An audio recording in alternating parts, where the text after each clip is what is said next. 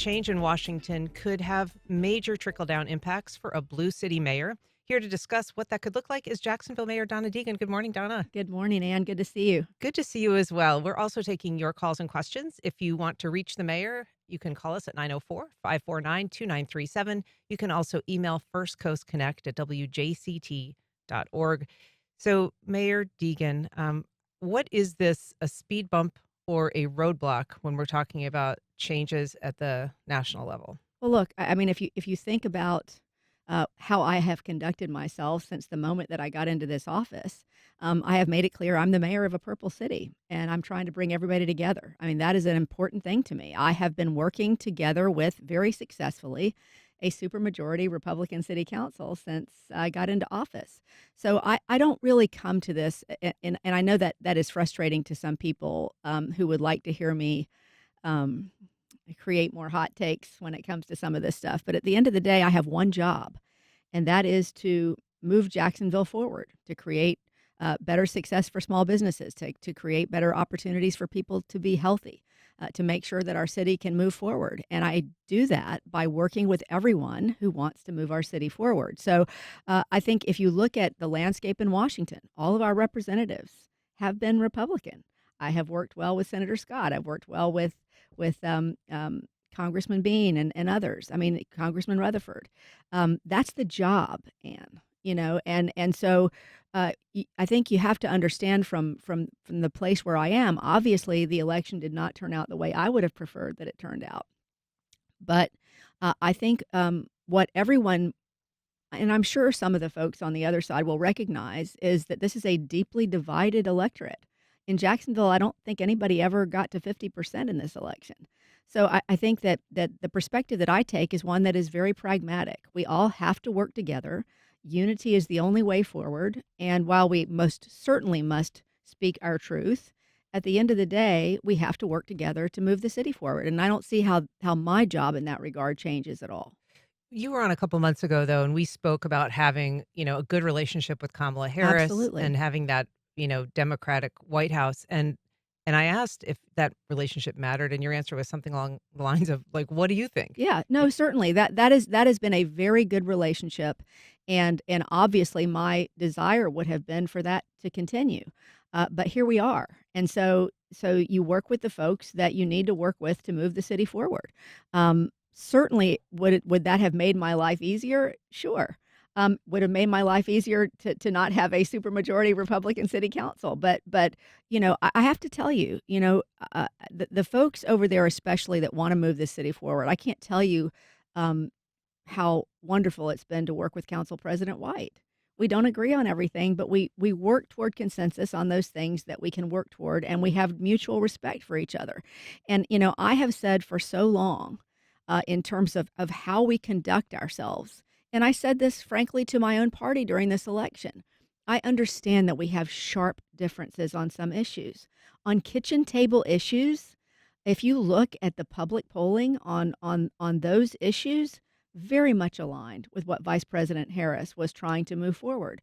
But I think what happens is when we engage in mutual hate for each other, as hard as it can be on some issues not to engage in that way, I just don't think that is a way forward. So I think that my particular brand of politics, if I have to call it that, is I am a very pragmatic and I like to build toward consensus. We have a purple city. And so we have to do our best to bring all voices into the room. And I think at the end of the day, it's where we come up with our best policy. But Mayor Deegan, this is not just a one-way relationship, right? We're talking about federal dollars Sure. coming from DC. That was a big part of what you campaigned on, was using that money and accessing that money. Yeah. And I would expect that could change. I don't know. I wouldn't think that somebody like a Susie Wiles would want Jacksonville to suffer. This is an important area to her. That will all we'll find out, right? But at the end of the day, I wouldn't think that our representatives wouldn't want to bring money home to Well, Jacksonville. I was curious about that. I mean, is there a benefit to the opposing party to see you struggle, to see you have a difficult time in a relationship with, Washington, or do they also kind of want you to succeed because it's Jacksonville that is in the Well, balance. I don't think they need to want me to succeed as much as they need to want Jacksonville to succeed, and I think that's how we've all approached this. I think it's why I've worked well with them so far. I think we all have done our best to make sure that Jacksonville can succeed, and so the truth is, Anne, if we didn't bring in one more federal dollar for the rest of my term, we would probably still be way ahead of any other administration that's ever been in this office because we've brought in so much in terms of federal dollars so far. But it will absolutely be my priority to continue to work with whoever is there, to bring home as much as we can for Jacksonville, and beyond that, to continue to try to build, this city to be exactly what I believe that it can be, and we do that through all the policies that we've all tried to move forward since I've been here. I'm curious if you feel the need to shift at all given the apparent shift to the right that the nation is experiencing. And, I say that I think the most recent numbers show that, 90, more than 90% of counties in the country moved towards Donald Trump in this election. Um, so do you feel like you're reflecting the electorate? Do you feel like you need to move where you stand at all in order to better represent people of this city? I have never changed who I am or what I stand for ever, and I won't. That's not what this is about, I don't think. I think it is about being open to other voices, and it's why I have Republicans and independents in my administration. I don't require that every voice agree with mine. I think you come to the best policies by bringing all voices into the room. It doesn't mean I'm going to change who I am. I'm certainly not. But as I've said to you many times, I am a Democrat with the mind of an independent, and I was an independent for a long time, and I still bring that mindset to what I do. I think um, you cannot shut out every other voice because this is how we end up seesawing back and forth, back and forth, back and forth. And I recently spoke with a group at the Public Policy Center at JU, and there were a lot of young people there that were seeking their degrees in public policy. And I said, I have to tell you, I am a little encouraged by the fact that so many of you are registering as no party affiliates because at some point, something has got to shake the two-party system out of just listening to the extremes on both sides. There has to be a point at which they begin to talk to the great middle of the country. And I think that if we continue to see young people register that way, and you see that's the largest group of increase, is no party affiliates. Um, you know, I really think you're gonna get into a situation where politicians are going to realize, "You know what? I've gotta start talking to somebody besides just my side if I'm gonna win elections." But as far as I'm concerned, I am Jacksonville knows me. It's Tony Cho the other day, we had an event at the Phoenix, which was wonderful. And he's the developer of that new arts and Yes, that business arts district. it's just wonderful, and one of the first things he said, I wrote it down because it resonated so much with me. He said, "Success moves at the speed of trust." And I think people in this city largely trust me because I am always who I am. And I am very pragmatic and number one, a huge believer in this city. And I believe that to move forward, we have to put partisan politics aside and we have to be able to work together. And there are deeply held beliefs that I have that I will have and I will say that I have. But I think that by and large, people know that I will move in benefit of this city for every way that I can. Were you surprised by the outcome of the election?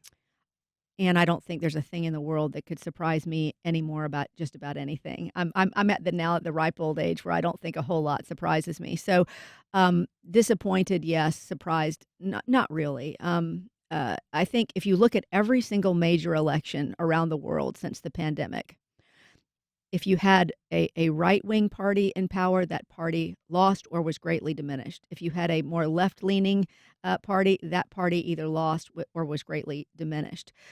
I think there is a lot of discontent in the country still since the pandemic, and I think that, um, people aren't always completely engaged, and when they're not, they simply blame the folks that are there for their pain. I think, the president is right, and it is probably, will not be until a couple of years down the road that you may see the full benefit of some of these infrastructure projects and other projects that are put into place to help, the middle class. That is what it is. That's how it is. So what I would say to my party and anybody that wants to move the electorate is that what we need to do is make sure that we increase the number of channels by which we are talking to people about kitchen table issues. And look, that is not me saying that misogyny or racism didn't play any role in this election. I'm not saying that because I know somebody's going to say that to me. That's not what I'm saying.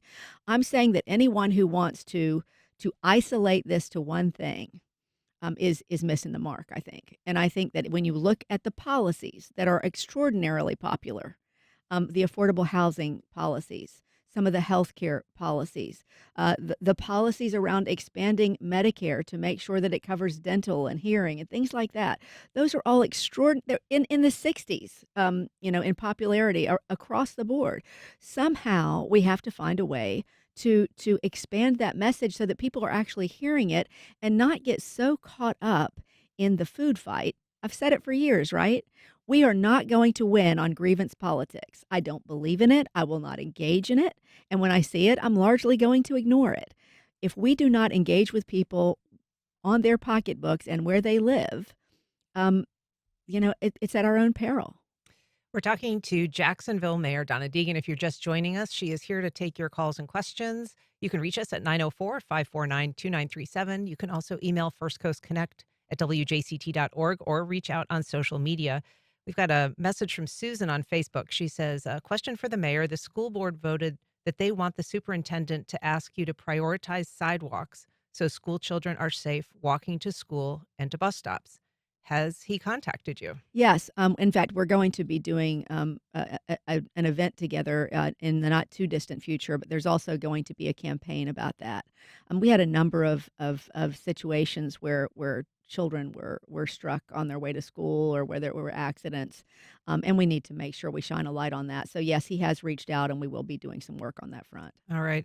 Um, let's see. We've got a call from Chad on the South Bank. Good morning, Chad. Go ahead. Hey, good morning. Good morning, Donna. This is Chad. I used to run the Spanish TV station. Good How are morning. you? I'm great. How Good are you morning. doing?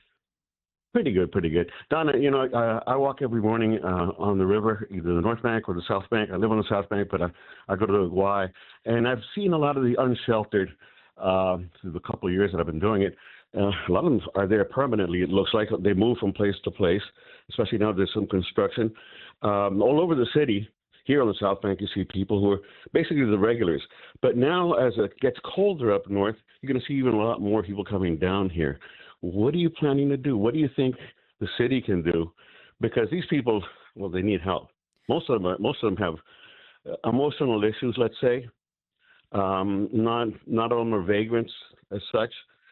Some of them are just deeply troubled people. But what can the city do? Well, sure, and we've been working on that for a while, especially since the passage of the state law that says that folks can't camp on the streets. We've been working directly with JFRD. They have a team that is in place that is in training right now for trying to get into the streets, talk to folks, get them attached to services. I think we've allocated 1.5 million to that effort so far. So our next work is going to be on expanding the number of shelter positions. That's where we had asked for additional money in the budget, which we did not get, at least so far, because I think we have 500 shelter beds, which are mostly full right now. So that's going to become an issue for us. But what we've started right now with those JFRD teams, they are in training in order to make sure that they can reach out to people, make sure we help them to secure their belongings, make sure that we get them to a place where they can receive the services they need, and we're continuing to work on a 5-year plan that will help us to, in a comprehensive way, address that issue. I want to follow up on that a little bit. So October was the month of implementation of this new state law that the city is required to enforce. Yeah. And then I believe November was going to sort of be the beginning of enforcement of that. Do you know, has there been any enforcement? And by that, I mean, people who have been, if they have refused to go to a shelter or to remove themselves from a place, that are going to jail. From my understanding, those numbers are very small, in the single digits, but that is where we are now. By January 1st, we can be sued if we are not implementing a program that gets these folks to another place and gets them the services that they need. So that's what the process is right now. And so for people like Chad who are passing these permanent encampments along the riverbank, for instance, what is happening there? Well, I can't tell you particularly about that encampment. I'm not aware of that particular one, but I will say that what is happening now is that our JFRD teams are in training and are starting to reach out to people to try to connect them with services, telling them that about the new state law, that they cannot stay where they are, and that they need to avail themselves of various services.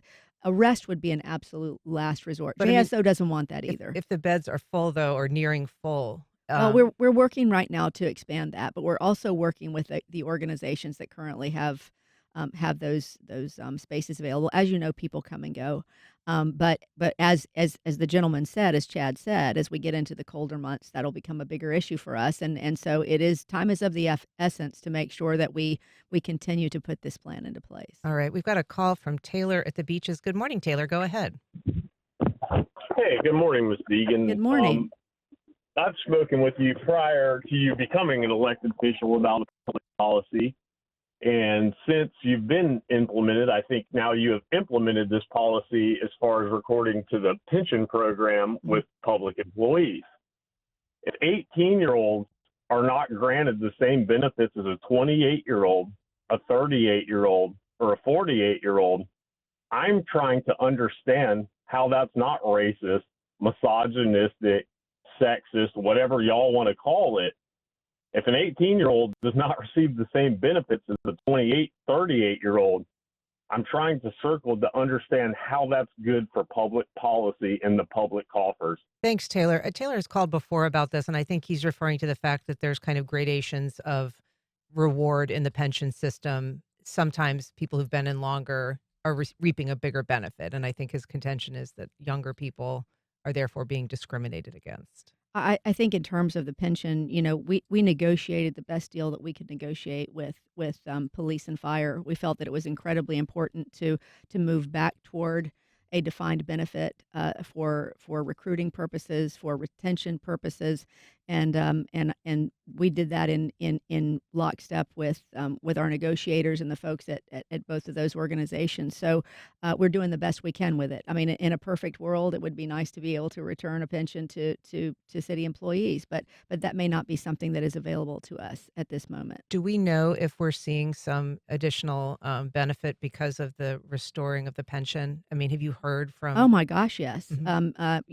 In speaking with JSO, the number of recruits, the number of folks that are applying to be part of JSO has just skyrocketed. Really? And I think that we were losing people to other police departments because they had defined benefits and we didn't, and or we would train them up and then they would move to other places. So what we are seeing so far is a greater interest in law enforcement, and at the end of the day, that's good news for our citizens.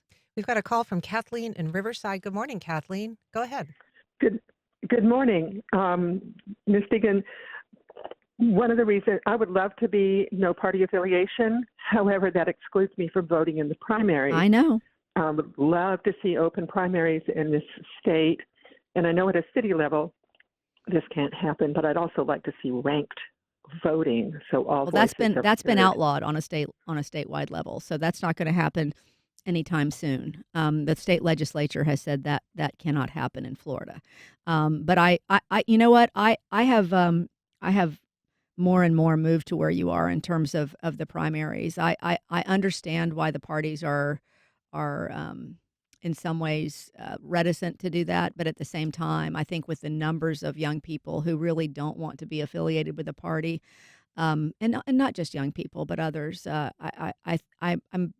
I'm seeing more and more the benefit of an open primary system. Mm. We're talking to Jacksonville Mayor Donna Deegan. She is taking your calls and questions. You can call or email. We have an email from Ricardo. Would the mayor comment on how she sees the political impact of Susie Wiles potentially recruiting or hiring lots of Jacksonville Republicans away from town? Many talented and ambitious politicians may want to go to D.C. Will this clear the field for, I guess he means your reelection? Yeah, listen, I'm not even thinking about that right now. I'm thinking about continuing to try to implement the policies that we need to move our city forward. Um, so I will say in terms of Susie Wiles, I sent her a message of congratulation when she got the chief of staff position. Susie is just an incredibly talented political operative. There's no denying any of that. It And for will. people who don't know, I mean, she was chief of staff for Mayor Delaney. She worked for John Payton. She worked on Lenny Curry's campaign, for Governor DeSantis's campaign before Yes. joining the Trump administration. So she's got a lot of local connections and She statewide has she connections. has a lot of local connections, and so I do anticipate that a lot of folks from Jacksonville may want to go and work in the administration. I read this morning that Councilman Diamond is looking at the position of Michael Waltz, since he's going to be moving into the administration. I don't know what his State decision. representative for Yep, St. Augustine right. area. I don't know what his position is on that, but that's something I read this morning. I suspect he won't be alone in terms of wanting to take advantage of some of those things. I mean, But I don't suppose it would break your heart if Councilman Diamond was not on the council any longer. He's been a little bit of a adversary. listen, like I said before, I will continue to work with anybody who wants to move this city forward. I have very little use for political gamesmanship, and so you just won't hear me go there very often. I don't like to give that stuff oxygen, to be honest, but it's very clear, and I think to most people, very clear when things are done specifically for political expediency, and when they're done for gen, for genuine concern for the community. But listen, wish him the best. All right. I want to ask you, I mean, on that note, in terms of relationship with council, recently they've requested an audit is underway of your trip to London and subsequent personal trip to Italy. Yeah, And they did the same thing last year. fair. This is this. It's very interesting to me. This is one of those things where I would be astounded if there was one person on that council. They work with me every day. They know my heart. They know how I do business. They've seen that I have created all these transparency dashboards across the city. And you can ask anybody that was on that trip. Ask anybody from the chamber, anybody from Jax USA, how hard I work when I go on those trips to London, and how fruitful they have been. But I will tell you, Anne, that I don't think there's a soul on that council that really believes there's a thing that I did that needs to be audited. That is a in my mind purely political move. And you see the folks who are talking about it and the folks who aren't. I'll just say that. You see the folks who have stayed out of that particular what I call shenanigans, and people who don't. But that's fine. It is all part and parcel of the job. I told Jax USA and the chamber a month or two before we left that I'll be there for the first 4 days. Please shove every important meeting that we have into those 4 days that I need to be at, because then your mayor, who hasn't taken a proper vacation since she's been in office, is going to go to Italy for a few days. And everybody knew that. So they shoved all the important meetings into those first 4 days. I participated in every one of them, met with scores of companies that were trying to get to Jacksonville, raced around to do as many events as I could possibly do, met with the business leaders that we felt would move our city forward in terms of connections to Jacksonville. And then I went on a personal vacation. So the only thing, and this is true last year too, I didn't go on a personal vacation last year, but last year, the only expenses that I turned over to the city for my personal travel was the hotel rooms for the days that I worked with the city. So that was the 4 days that I was there working for the city. I paid for all my own food. I paid for all my own travel. And I don't have to do that, by the way. I just do because I can, and it's fine. I stay in that hotel because that is the proximity to all the meetings that we have, and the chamber and Jax USA get a special rate for that. But I think that's an appropriate cost to pass along to the city. And again, I will say, I don't believe there's a soul on that council that believes that I would ever go on a taxpayer funded anything on a personal vacation. Of course, that's ridiculous, and I think most people recognize that. we have a message from Cup of Josh on Instagram saying, after last week, it's hard to take anyone who is worried about minor travel expenses seriously. We've got a call from Michael in Jack's Beach. Go ahead, Michael. Good morning. Good morning. Great to hear your stories.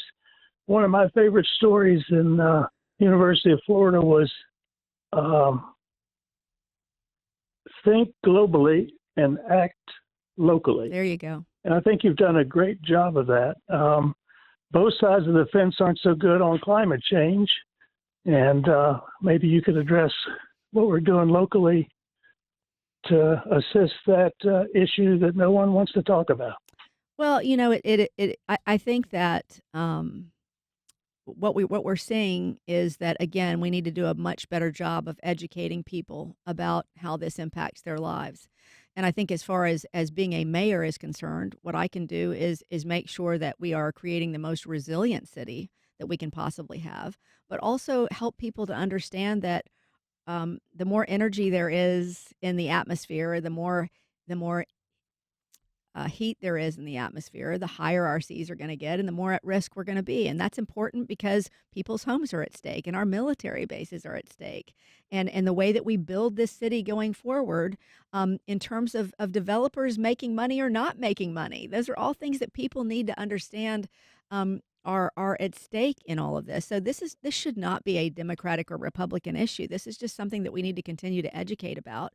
And we need, I think that where we fall into a hole is I think that we try to vilify people who either don't get it or are not in the same place where we are. We need to continue to try to educate. And I think, I really, if I could do one thing in this city, it would be to make people understand that our only way forward is to move together. That's it. We've got to listen to each other and then do our best to educate on objective fact versus things that make us get our feelings hurt. There are a lot of things that we many of us believe deeply. But at the end of the day, it is critically important on this issue, as you bring up, for us to get our arms around it, because it is going to have a direct impact on our city, which is largely made of water. So if we don't get our arms around this issue, it's going to be a problem. So what we've learned in polling is that most people just are not they're not keyed into this issue so much because they're more worried about expenses for their families and things of that nature. So we've just got to make people understand that the less we pay attention to this issue, the more those other issues are going to be an issue for them.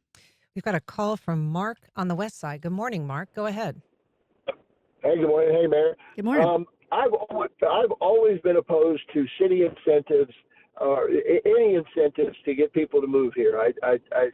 We're in Jacksonville, Florida. We've got people beating down the door to get here, and we always have.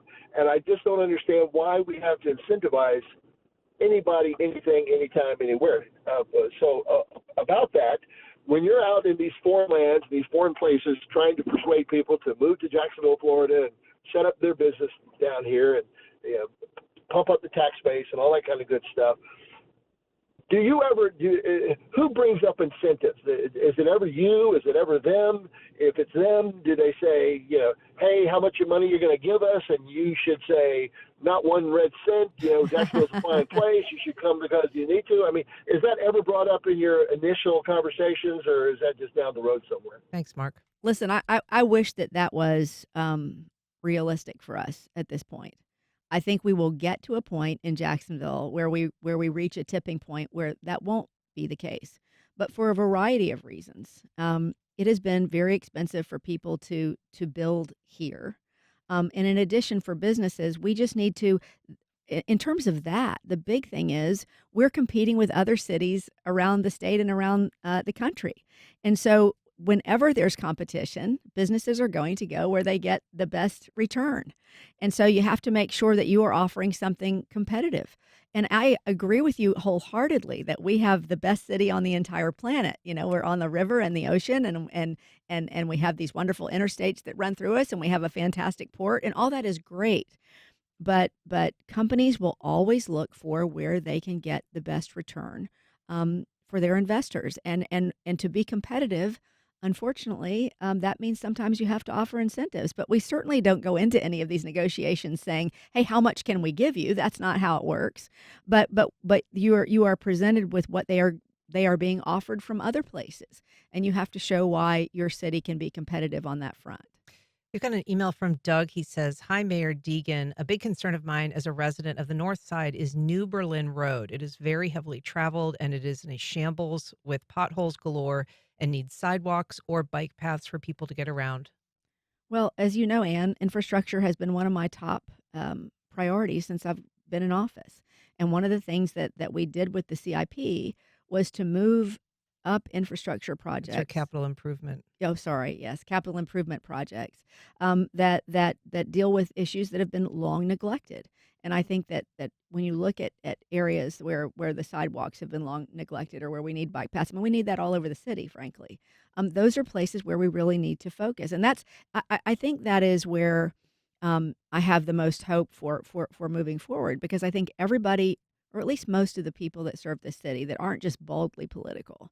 I think most of the people who are here to serve this city understand that without the infrastructure fixes that have been long neglected in this city, it's going to be hard for us to function as a city where our residents are safe, where we can be a place where people have a good quality of life. And I think at the end of the day, that's what we're here to provide. I'm guessing New Berlin Road is probably particularly impacted, though, by like port traffic, I'm right? sure it is. Yeah. And so is there a solution that could involve the port in some way to mitigate if he's seeing really badly damaged roads in that area? Well, I'm sure that there are any number of entities that would need to come together to work on those solutions. But certainly, I mean, the port has been incredibly helpful in terms of trying to work with us to solve problems. So I'm sure that's a conversation we can have. I got a message from Latrice on Facebook. She says, Mayor Deegan, thanks for bringing respect and dignity back to the political landscape. We also have a email from Kelly saying, I appreciate you, Mayor. I was born and grew up in Jax. I appreciate your forward gaze for the city and speaking on the same issues, um, asking the question, what do each of us want, and then decide where you can compromise. So just basically saying, keep up the good work. Thank you. Yeah. I appreciate that. Thank you. That always is helpful. Yeah, I want to talk briefly about Mike Weinstein. You Sure. appointed him. He's going to be your next chief of staff. He served under Austin, Mayor Delaney, Mayors Payton, now you. He, I guess, must know where all the bodies are buried for, the financial world of the city. How helpful is it to have somebody that's kind of been the chief financial officer for so many administrations? Well, he's held a number of positions for many administrations, um, and Mike is incredibly talented. We worked very well together during the Jaguars negotiation. I learned that he has very strong opinions and is also willing to take direction, and I appreciate that. But he's very talented. And a Republican. Who is extraordinarily apolitical. And frankly, as I've said from the very beginning, and I'm just going to keep on beating this drum, local government is about sidewalks and potholes and giving people voice in their governance and making sure that we move the city forward for small business and making sure our community is healthy. And on all those fronts, we really should not be married to parties as much as who is willing to work together to move the city forward. And Mike is one of those people. He's like Council President White in that he really wants what is best for the city and is willing to work together with everybody to make that happen. And you're right, having somebody who is very well aware of, as you say, where the bodies are buried and how things work is incredibly helpful. But he's also just a really great human being. Just briefly, your husband announced he is retiring from the world of meteorology after Yes. 43 years, so that's a big deal. Oh my gosh. First dude is going to be. The first dude's gonna be his big thing is no socks, no ties. I mean that is he's been saying that for years. I can't wait to never have to. And I'm like, well, listen, you're still gonna be the husband of the mayor, so you're gonna have to deal with some socks and ties. The hair is going to grow longer, though. It is gonna grow longer. And I told him that's fine with me as long as it's well kept. Right. Mayor Deegan, thanks so much for being here. We really appreciate it. Appreciate you, Ann. Thank you. All right. Up